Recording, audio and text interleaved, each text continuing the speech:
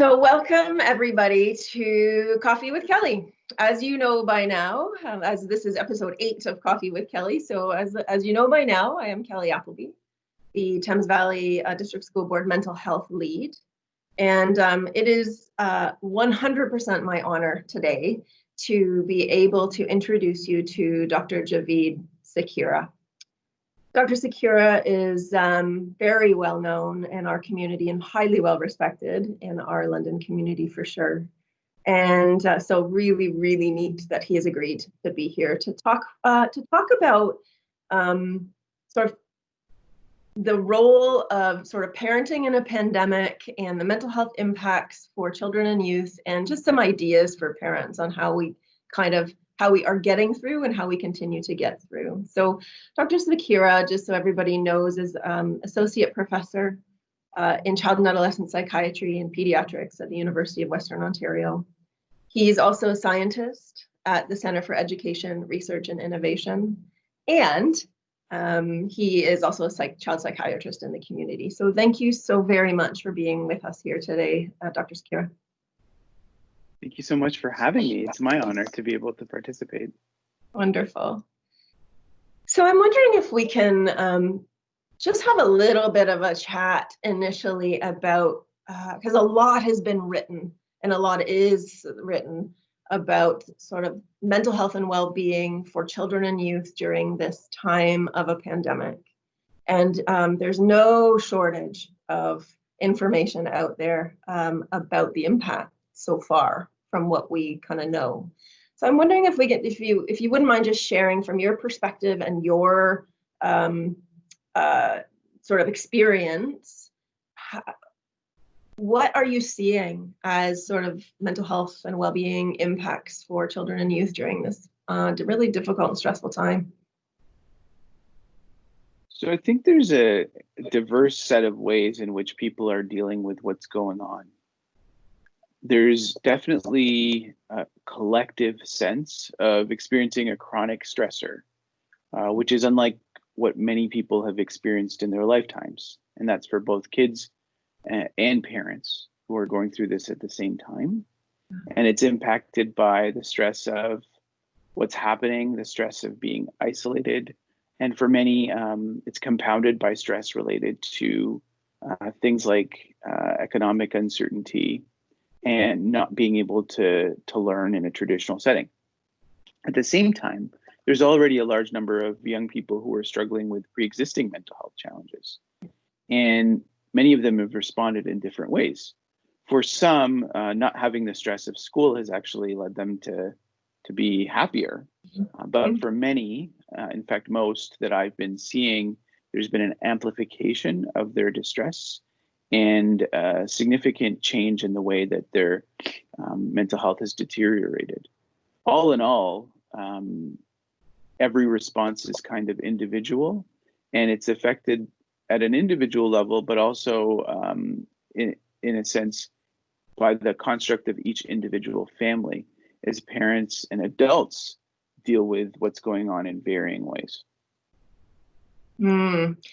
So interesting that you speak about certainly in a school environment pre-pandemic. We certainly knew of a certain subset of kids who may have had some pre-existing mental health issues that we were sort of helping with at the school level, and then schools closed, and we no longer saw kids every day, and we no longer really felt like we had our thumb on the pulse of who's doing okay, who's not doing okay, and so we started to be a little bit concerned or wondering about the kids that maybe are struggling, that we may not have known about pre-pandemic because they were doing okay, but maybe not as much. So I'm wondering if you can speak to that a little bit. Yeah, I think part of the dynamics of what's happened is it already takes a lot of courage to ask for help. But when this all happened, it happened fairly suddenly. It also happened around a break in the school year already with March break. Yes. And so for the first several weeks, there was a lot of fear of reaching out and asking for help because young people and families didn't know what was available and what wasn't available. And the truth is, us who work in mental health, we were also just trying to figure out what was available and what was not available. So for a long period of time, and still to an extent right now, there is a hesitation to reach out and a fear about what might happen if someone attends in-person services. Some people are afraid to leave their homes entirely. I think that's getting better over time. But when people have been struggling, they've really been struggling mostly in silence and in the shadows because they've been off the radar of many of us in education and in the community and in the healthcare system. So it's scary when you don't have that connection. And the other challenge is, even when the connections are made, they're being made over the phone or over video conferencing technology. And that just isn't the same. It can come close, but it just isn't the same. And there's a large number of young people for whom that just isn't something that they want or feel comfortable doing to access health. So you may be a parent who has a child through this time who has shown some struggles, maybe hadn't before, but is now reasonably so. There's a lot going on. And that the reaching out and the help seeking aspect of things has certainly complicated, and stigma even probably has certainly complicated that the getting help aspect of of the struggle that everybody's gone through. Yeah. There's also people for whom it was survival for a few weeks, right? Yes. So it took a long time just to figure out how they were going to survive, how they were going to ensure that the basics of their needs were taken care of.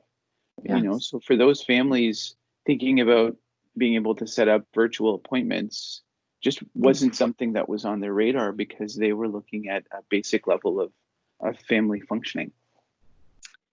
That's fair, and to some degree, if people were feeling anxiety and stress and worry for that first period of time, that's reasonable, valid, and legitimate, and not to be taken as there's something wrong. But we are in this really difficult time, and so people were just sort of, I think, sitting with some of that as well, and just trying to support their kids through emotions that just made a lot of sense during a really bizarre time. Yeah, well, that's also part of it, that a lot of what people have experienced was normal. It was absolutely normal. And I think we do have a tendency at times to pathologize some of those normal, intense emotional reactions. And we sometimes have an aversion to talking, discussing, and even feeling healthy emotions when they get too strong. Yeah. So a big part of the work that we've been doing has been helping people appreciate what is normal and validating some of these intense reactions, whether they're grief, anxiety, despair, as normal reactions to very abnormal circumstance. And as we have this longer conversation, I think that's from a parenting perspective, because often parents kind of is this normal? Is this not normal? When should I worry? When should I just let things kind of see how things go?